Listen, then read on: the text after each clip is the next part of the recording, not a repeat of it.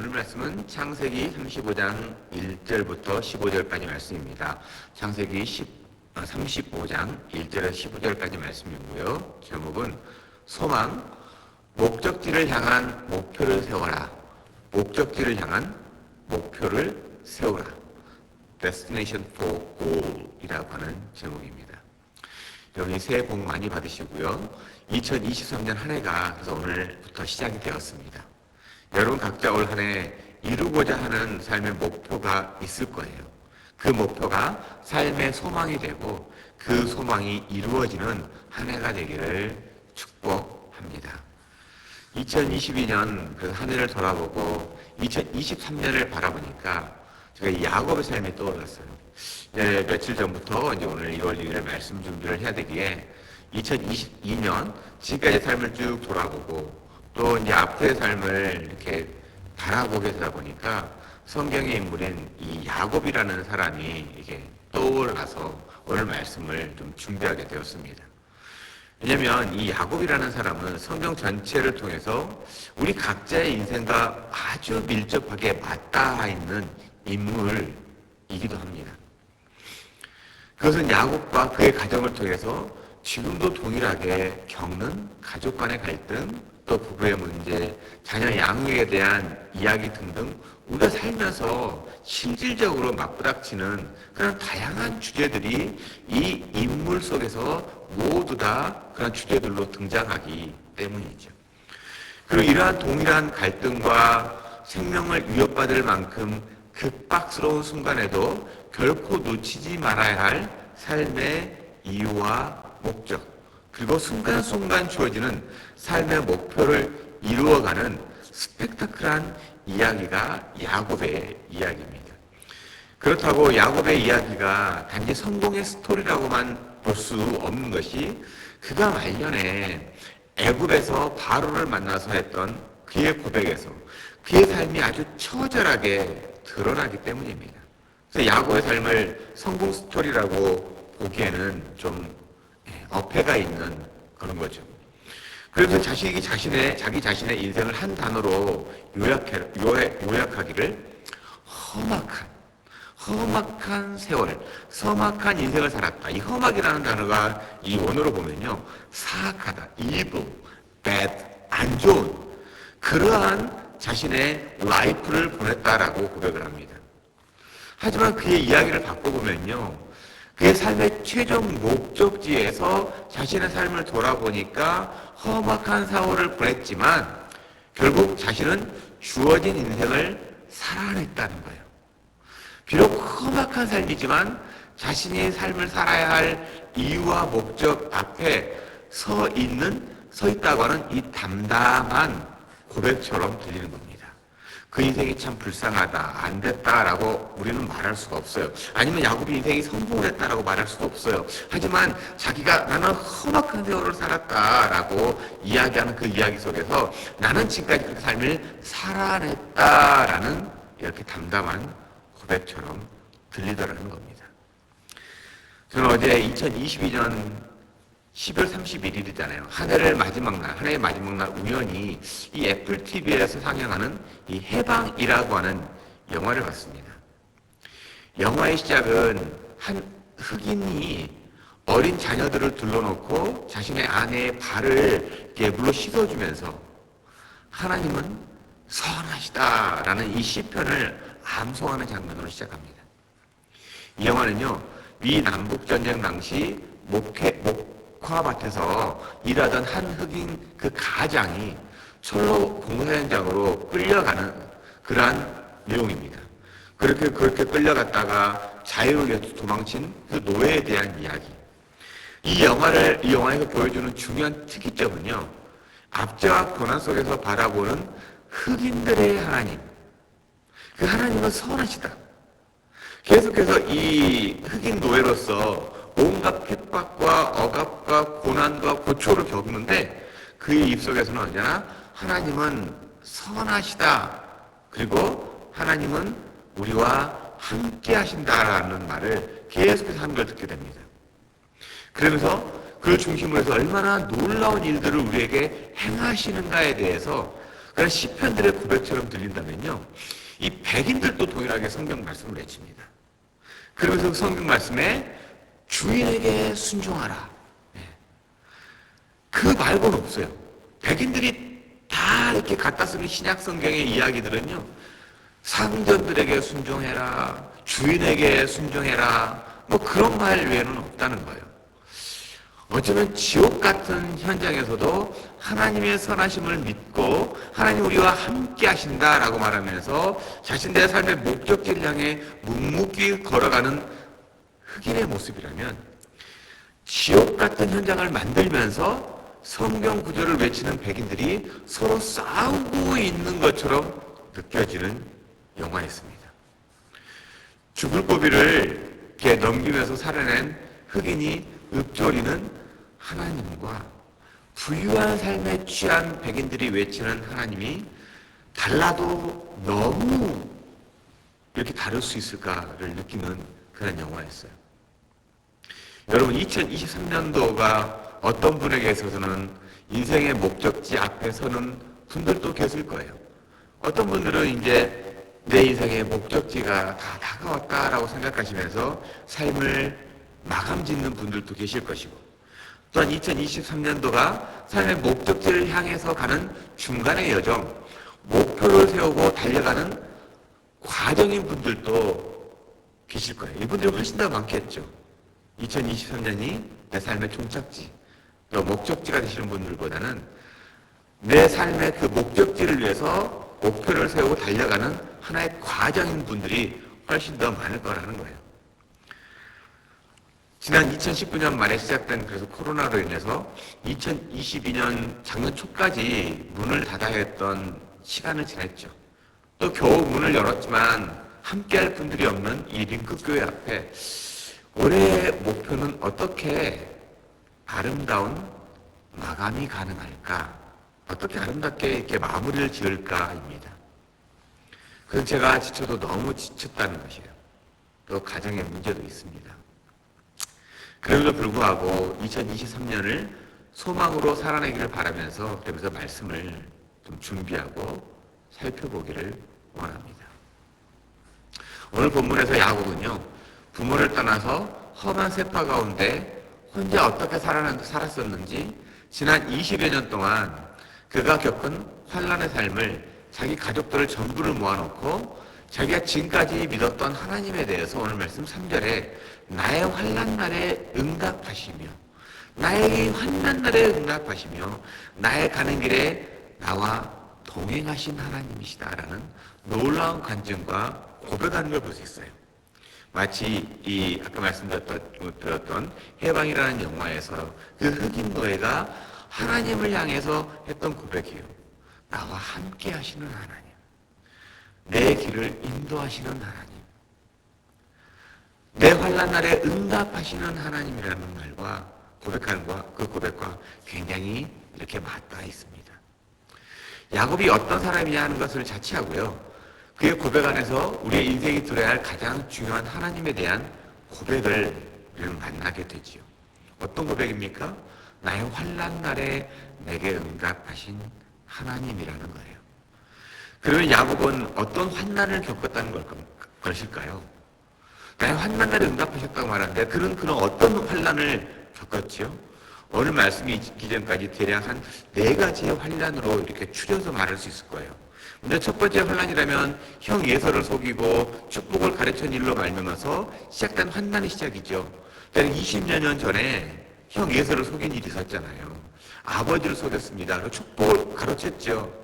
이 일로 인해서 형 예서가 야곱을 미워하고 결국에는 죽이겠다고 하는 계획을 세웠습니다.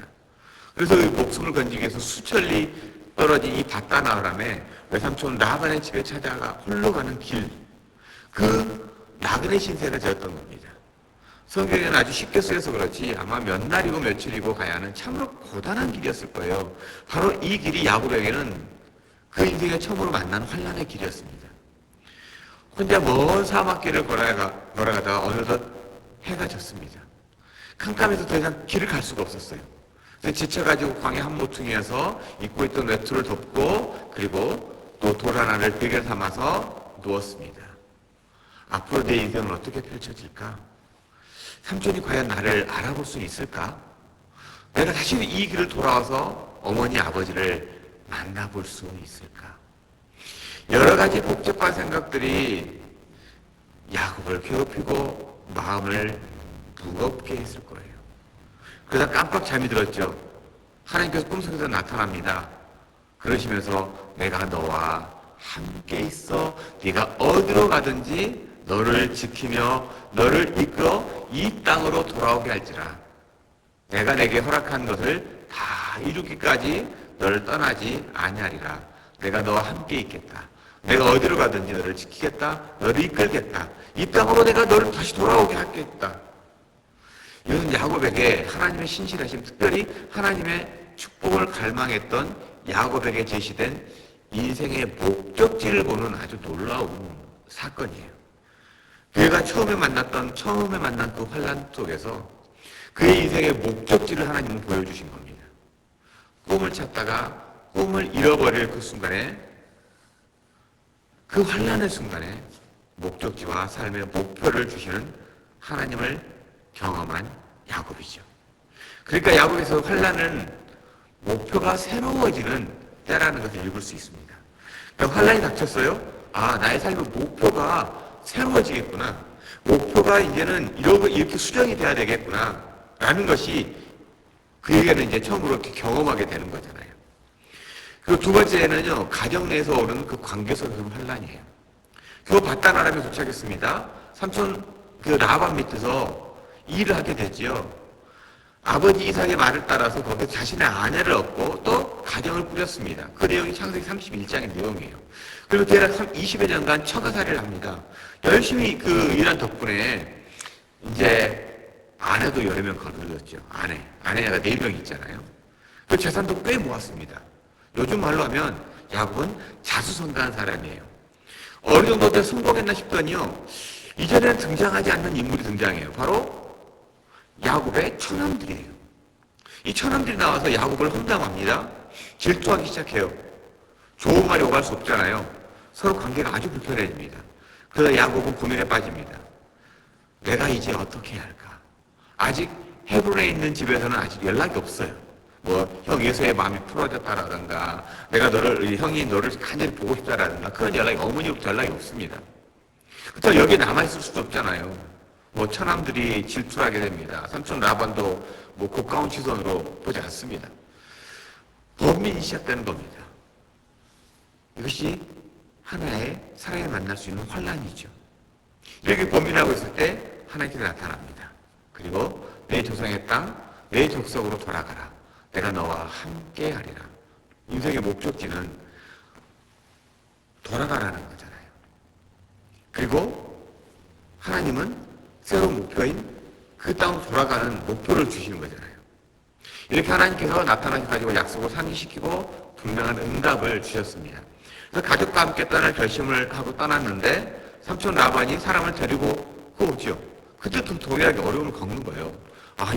또 삼촌한테 괜히 또 책잡혀가지고 다시 처가살이, 마치 일종의 노예살이 하는 거 아니야?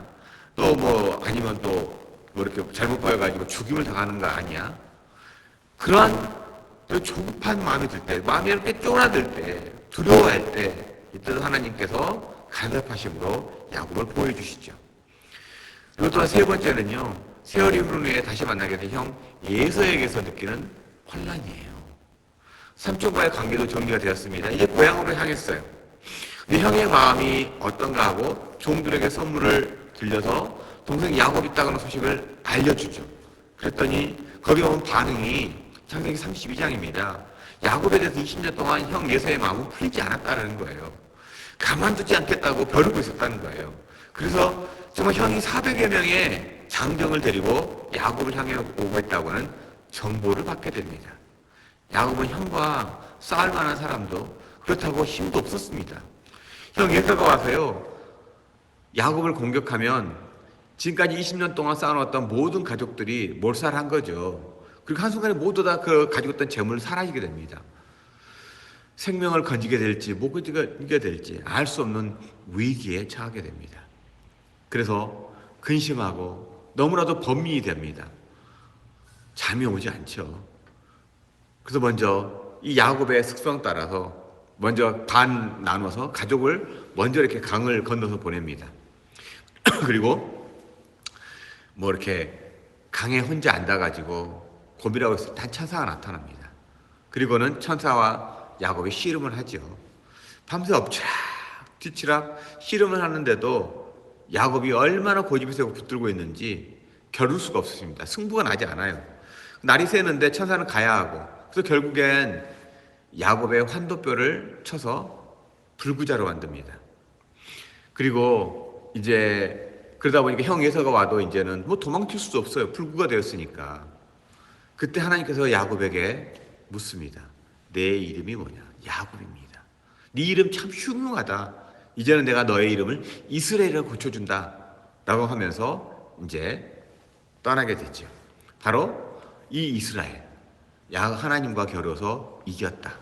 네 몸이 분명히 불구가 되었지만 한 가지, 하나님과 겨뤄서 이긴 사람이 바로 너 이스라엘이라고 불리게 되는 야곱이다. 그러니 하나님과 겨뤄서 이긴 사람이 예서를 왜 두려워해? 형을 두려워할 것 하나도 없다. 걱정하지 말라고 하나님이 한 분명한 메시지를 그 이름 안에 새겨준 거죠. 그리고 이제 얼마 지나지 않아서 마지막으로 야곱의 가정 내에서 이 가족의 아픔을 갖게 되는 이 환난이에요. 뭐 앞으로도 뭐 이제 그 야곱에게는 요셉을 잃게 되는 그런 가슴 아픈 일도 겪게 되지만, 오늘 말씀이 있기 전까지 대략 크게 보면 네 가지. 이제 마지막 네 번째는요, 오늘 말씀 35장이 있기 34장에서 일어난 사건이에요. 야곱에게는 딸이 하나 있었죠. 당시에 그래서 보면 아들이 11명이었고 딸이 하나 있습니다. 아직 베냐민은 태어나지 않았어요.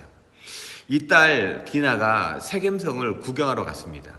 근데 이 세겜이라고 하는 하몰 족장의 아들로부터 강제로 성폭행을 당하죠. 그러고 나서 이 세겜이 나하고 결혼하자고 자신의 아버지 하몰에게 막 매달립니다. 이 소식을 들은 야곱의 아들들, 특히 이 디나는 레아로부터 난 딸이기 때문에 오빠들이 있었잖아요. 레위라든가 시므온, 또 르우벤, 유다가 오빠들입니다. 그 오빠들이 동생이 이런 꼴을 당하니까 화가 나죠. 그래서 그 족속 사람들을 속여가지고 할례를 행하게 합니다.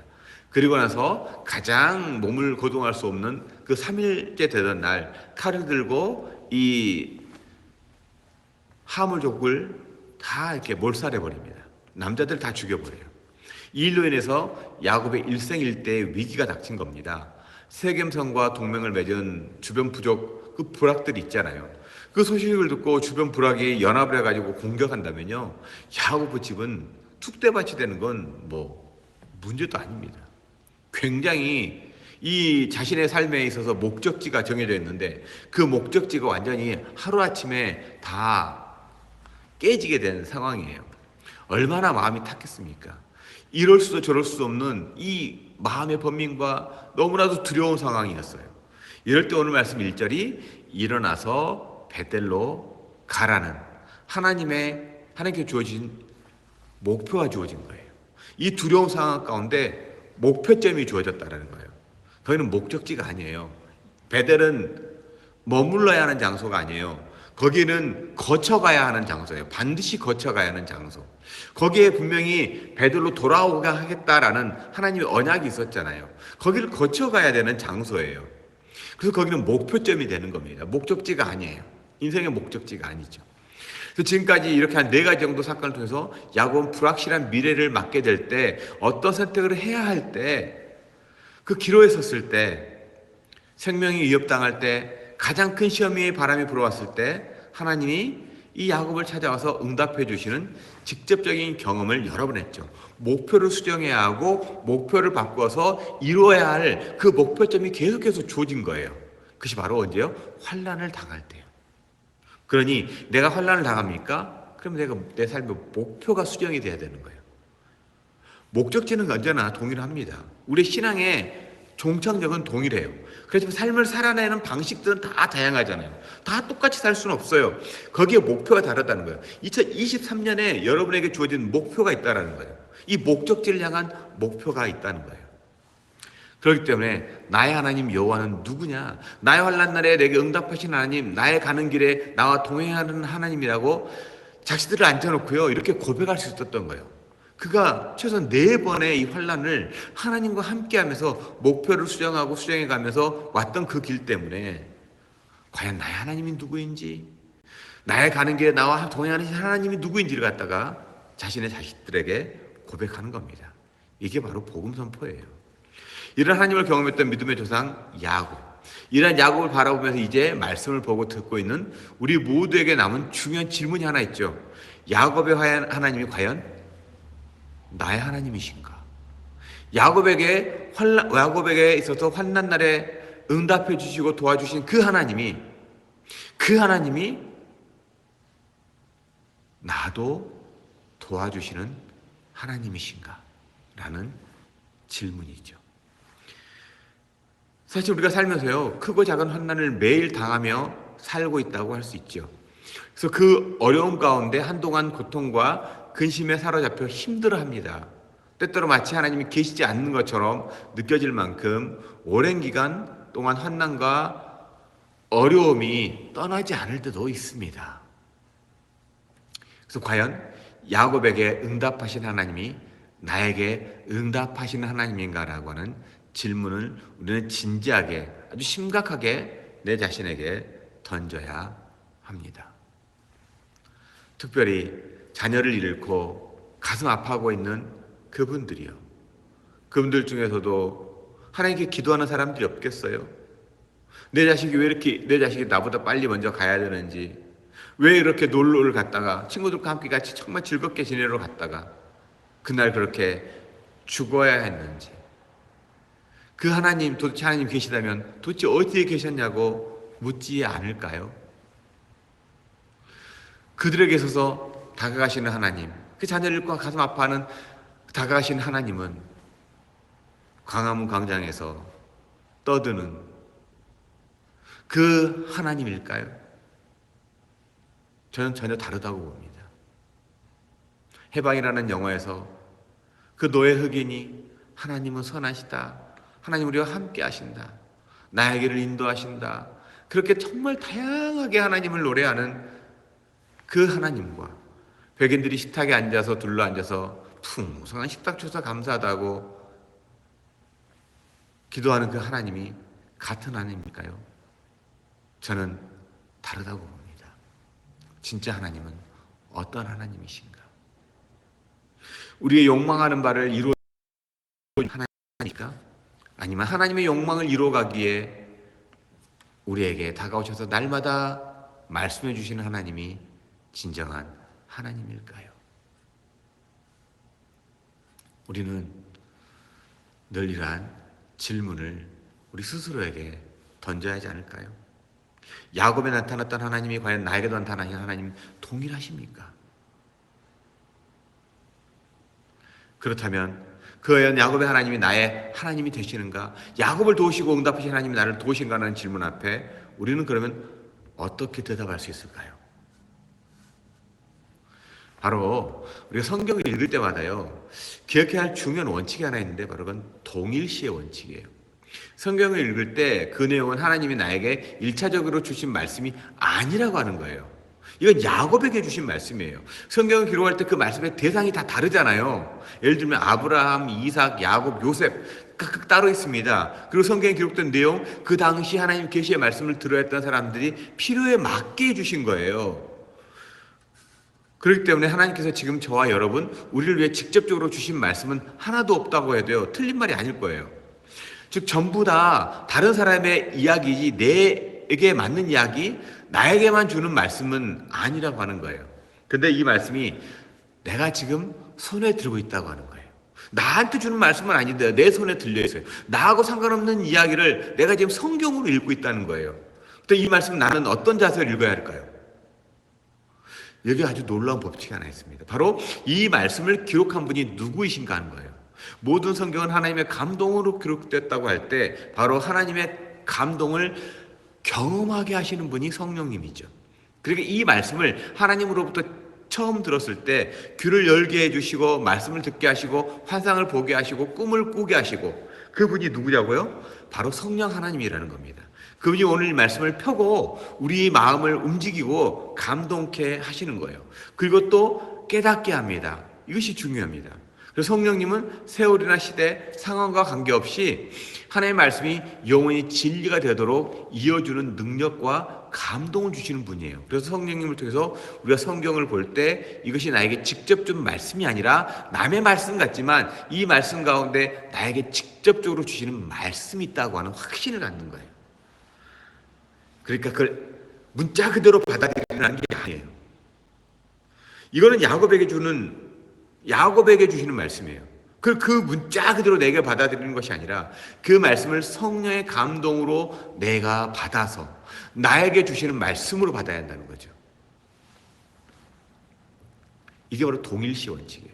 그렇기 때문에 야곱의 자리에 나를 갖다 세우는 거예요. 야곱의 자리에 나를 한번 갖다 세워보는 거예요. 야곱에게 주신 말씀을 나에게 주신 말씀으로 받아보는 거예요. 그 똑같은 상황을 만들라는 게 아니잖아요. 그런 상황 가운데 내가 한번 들어가 보는 거잖아요. 그랬을 때 그 말씀이 나에게 열려지는 부분이 있다는 겁니다. 그리고 그 말씀이 나를 위한 말씀이 되는 겁니다.